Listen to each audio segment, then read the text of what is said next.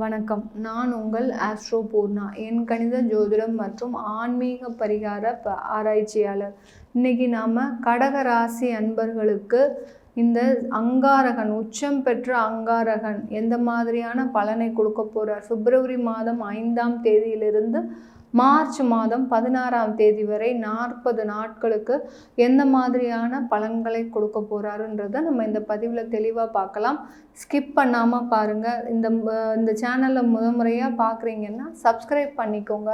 Subscribe பண்ணிவிட்டு bell பட்டனில் all option choose பண்ணிங்கன்னா உங்களுக்கு என்னுடைய அடுத்தடுத்த பதிவுகள் டெய்லி ஜோதிட ரீதியாக ஒவ்வொரு ராசிக்கும் என்னென்ன பலன்களை கொடுக்க போகுது கிரகங்கள், அதே சமயத்தில் ஆன்மீகம் மூலமாக ஒவ்வொரு ராசி அன்பர்களும் வழிபட வேண்டிய தெய்வத்தை ஒவ்வொரு பதிவுலையும் சொல்லியிருப்போம். அதனால் ஸ்கிப் பண்ணாமல் பாருங்கள், சப்ஸ்கிரைப் பண்ணிக்கோங்க, பெல் பட்டனில் ஆல் ஆப்ஷன் சூஸ் பண்ணிக்கோங்க.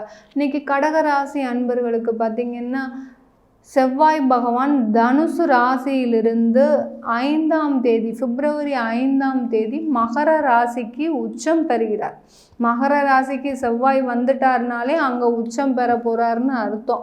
அதனால் மகர ராசிக்கு வந்த அந்த செவ்வாய் பகவான் இந்த கடக ராசி அன்பர்களுக்கு கடக ராசிக்கு 7ஆம் இடத்துல இருக்கிறார். கடகராசி அன்பர்கள் ஒன்றுமே சொல்ல வேண்டாம் மேடம், எங்களுக்கு மைண்டில் இருக்கிற ஒரே ஒரு பிரச்சனை எங்களுக்கு அஷ்டம சனி. அஷ்டம சனி எங்களுக்கு அடுத்தடுத்து என்ன பிரச்சனையை கொடுக்க போகுது, நீங்கள் வேறு ஏதோ ஒரு ராசியை சொல்லிகிட்ருக்கிறீங்க, ஏதோ ஒரு கிரகத்தை சொல்லிகிட்ருக்கிறீங்க, எங்களுக்கு அஷ்டம சனி கொடுக்கக்கூடிய பிரச்சனையே தாங்க முடியல.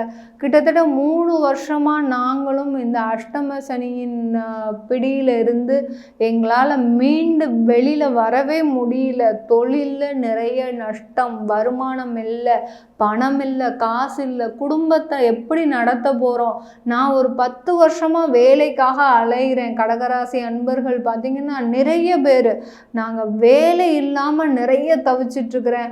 அப்படியே சரி தொழில் செய்யலாம் போனாலும் தொழிலுக்கும் எந்த விதமான ஒரு சாதகமான ஒரு சூழ்நிலையும் எங்களுக்கு தென்பட மாட்டேங்குது.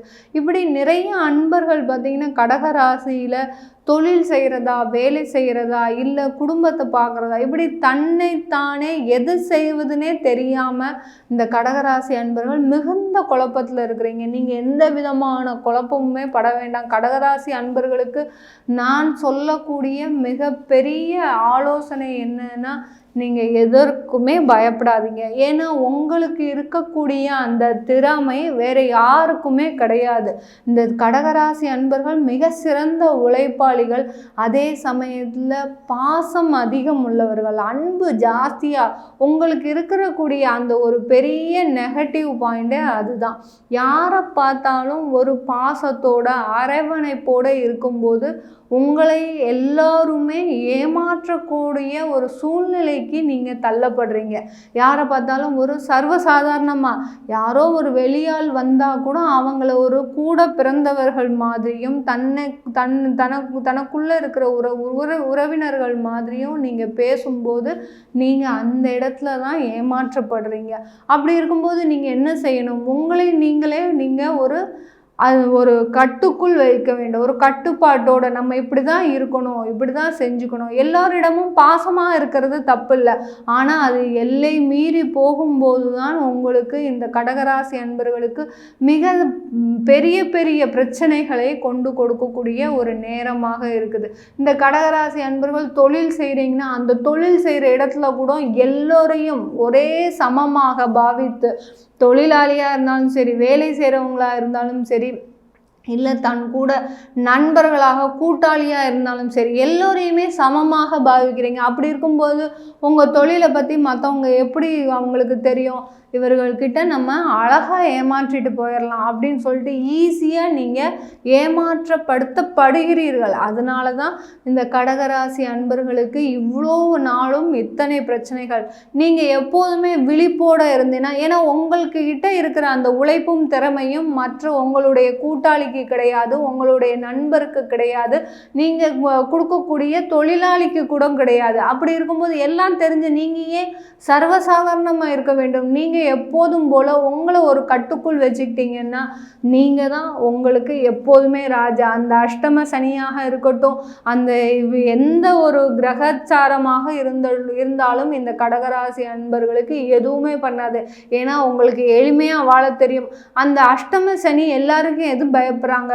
ஆடம்பர வாழ்க்கை வாழ்கிறவங்க பயப்படணும், அதிகமாக செலவு பண்ணுறவங்க பயப்படணும். இந்த கடகராசி அன்பர்கள் நீங்கள் ஆடம்பர வாழ்க்கை வாழ போகிறது கிடையாது, எளிமையாக தான் வாழ்கிறீங்க, எதற்குமே நீங்கள் ஆசைப்பட மாட்டீங்க. அப்படி இருக்கும்போது உங்களுக்கு கடகராசி அன்பர்களுக்கு எந்த மாதிரியான பிரச்சனையை கொடுக்க போகுது? எதுவுமே பிரச்சனையே கிடையாது. இந்த காலகட்டம், இந்த அங்காரகன் உச்சம் பெறும்போது உங்களுக்கு எந்த மாதிரி இருக்க போகுது? 7ஆம் இடத்துல உச்சம் பெறாரு. மிக சிறந்த ஒரு யோகமான காலமாகும். இது நாள் வரைக்கும் ஒரு வாய்ப்புகளே இருந்திருக்காது.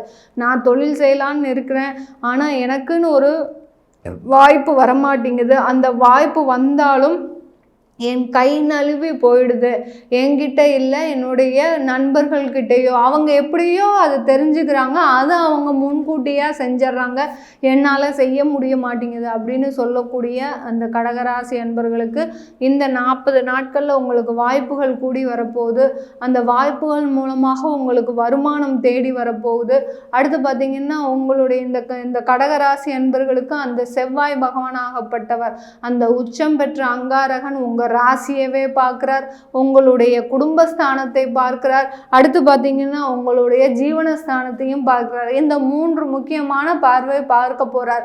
அப்படி இருக்கும்போது நீங்க இந்த 40 நாட்கள் எப்படி இருக்க போறீங்க? மிக சிறந்த உழைப்பாளியா இருக்க போறீங்க. செவ்வாய்ன்றது வேகமாக உழைக்கும் திறமையுடையர். அப்படி இருக்கக்கூடிய அந்த கடகராசி அன்பர்களுக்கு மிக சிறப்பாக உழைக்க போறீங்க. உழைப்பின் மூலமாக வருமானம் கிடைக்க போகுது. வருமானத்தின் மூலமாக குடும்பத்தில் மகிழ்ச்சி இருக்க போகுது. இந்த ஒரு கல்யாணம் பண்ணி பார்க்கணும், என் குழந்தைக்கு ஒரு கல்யாணம் பண்ணி பார்க்கணும்னு நான் நினச்சிட்டு இருக்கிறேன் ரொம்ப நாளாக. அது நடக்குமா இல்லை நடக்காதா, இல்லை அவனுக்கு கல்யாணமே ஆகாமல் போயிடுமா, இப்படி ஒரு பெரிய பரிதவிப்பில் இருக்கக்கூடிய அந்த கடகராசி அன்பர்களுக்கு இந்த காலகட்டத்தில் உங்களுக்கு குழந்தைகளுக்கு திருமணம் நடைபெறுவதற்கும், அடுத்து பார்த்திங்கன்னா திருமணமான தம்பதியர்களுக்கு குழந்தை பாக்கியம் தான் முக்கியமாக. இந்த கடகராசி அன்பர்கள் நிறைய பேர் குழந்தை இல்லாததுனால விவாகரத்தானவர்கள் அதிகமாக இந்த அஷ்டம சனியில அந்த விஷயங்கள் நிறைய நடந்திருக்கு. ஏன் இந்த கடகராசி அன்பர்களுக்கு அது மாத்திரம் நிறைய நடக்குது அப்படின்னு பார்த்தோம்னா, இந்த கடகராசி அன்பர்கள் தன்னுடைய குடும்பத்தில் ஒரு ஈடுபாடு, ஏன்னா இவர்கள் எளிமையாக வாழ்க்கையை வாழும்போது அந்த குடும்ப ஒரு தாம்பத்தியத்தில் ஒரு ஈடுபாடு இல்லாமல், ஏன்னா மற்றவர்கள் தன்னை என்ன சொல்வார்களோ, தன்னை பற்றி என்ன நினைப்பார்களோ அப்படின்னு அந்த விஷயத்துக்கு கூட இவர்கள் பயந்து பயந்து செயல்படுவதனால இந்த கடகராசி அன்பர்கள் மிக அந்த குடும்பத்தில் மிகுந்த பிரச்சனையை சம்பாதித்து அடுத்து பார்த்திங்கன்னா அது விவாகரத்து வரைக்கும் போகின்ற நிலைமையெல்லாம் இந்த கடகராசி அன்பர்கள் அனுபவிச்சுட்டு இருக்கிறீங்க. இந்த குழந்தை பேருன்ற விஷயம் இந்த கடகராசி அன்பர்களுக்கு இந்த 40 நாட்கள் கண்டிப்பாக கிடைக்க போகுது. ஏன்னா உங்களுடைய குடும்பஸ்தானத்தை செவ்வாய் பார்க்க போறாரு. அந்த குடும்பத்தில் ஒரு புது உலகம் வருவதற்கு உங்களுக்கு இது ஒரு சிறந்த வாய்ப்பு. அந்த குடும்பத்தில் ஒரு இனிமையான வாழ்க்கை, ஒரு இன்பமான நிகழ்ச்சி, ஒரு சுப நிகழ்ச்சிகள் நடைபெறுவதற்கு இந்த கடகராசி அன்பர்களுக்கு ஒரு சிறந்த தருணமாக இந்த 40 நாட்கள் இருக்க போகுது.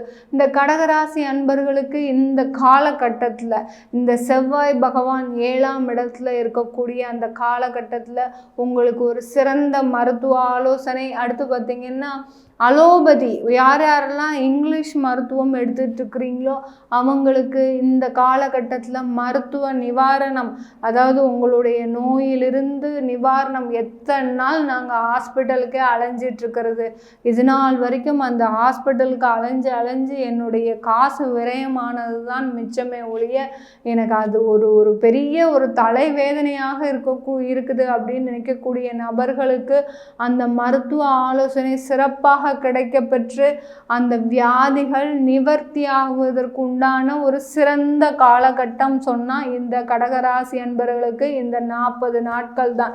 இந்த காலகட்டத்தில் உங்களுக்கு அதாவது திருமணம் ஆகாதவர்கள் தேவையில்லாத பழக்க வழக்கங்கள் வரும். இந்த காலகட்ட இளைஞர்களாக இருந்தாலும் சரி, ஒரு மாணவிகளாக இருந்தாலும் சரி, இந்த காலகட்டத்தில் தேவையில்லாத பழக்க வழக்கம். ஏன்னா அந்த அஷ்டம சனி உள்ள வேலை செஞ்சுக்கிட்டே இருப்பார். எந்த கிரகங்கள் எப்படி நம்மளுக்கு பயிற்சி ஆனாலும் அந்த அஷ்டம சனி ஒரு பக்கம் வேலை செய்து கொண்டே இருப்பார். அப்படி இருக்கும்போது இந்த காலகட்டத்தில் தேவையில்லாத ஒரு செலவுகளை தரக்கூடிய தகாத பழக்க வழக்கங்கள் கண்டிப்பாக வரும். அதை நீங்கள் எந்த அளவுக்கு அவாய்ட் பண்ணுறீங்களோ அந்த அளவிற்கு உங்களுக்கு இந்த காலகட்டம் ஒரு சிறப்பான காலகட்டமாக இருக்கும். இல்லை அதுக்குள்ளே போய் நீங்கள் மாட்டிக்கிட்டீங்கன்னா உங்களால் வெளியில் வரவே முடியாது. இன்னும் 3 வருஷ காலத்திற்கு இந்த கடகராசி அன்பர்கள் மிகுந்த குடும்பத்தில் பிரச்சனையை சந்திக்கக்கூடிய ஒரு நேரமாக இருக்கும். இந்த கடகராசி அன்பர்களுக்கு இதுதான் மிகுந்த எச்சரிக்கையான பதிவு.